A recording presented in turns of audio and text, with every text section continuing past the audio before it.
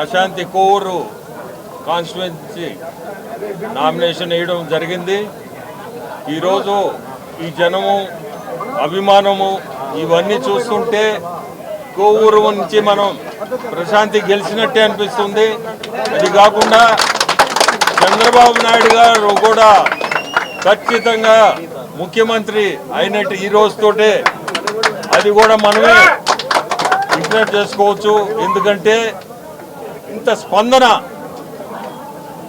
అనూహ్య స్పందన, ఇది అనుకోని స్పందన ప్రతి దగ్గర కూడా ఇదే పరిస్థితిలో ఉంది. ఇంకా నామినేషన్ తర్వాత మీరు చూడండి ఎట్లా ఉంటుందో మన పరిస్థితులు కూడా. ఖచ్చితంగా మనం చంద్రబాబు నాయుడు గారిని ముఖ్యమంత్రి సీట్లో కూర్చోబెట్టేది ఖచ్చితం, జరగబోయేది కూడా అదేను. అట్లే ప్రతి కాన్స్టిట్యుయెన్సీ కూడా ఇదే పరిస్థితిలో ఉంది. మన జిల్లాలో, రాష్ట్రం అంతా కూడా ఇదే పరిస్థితి ఉంది.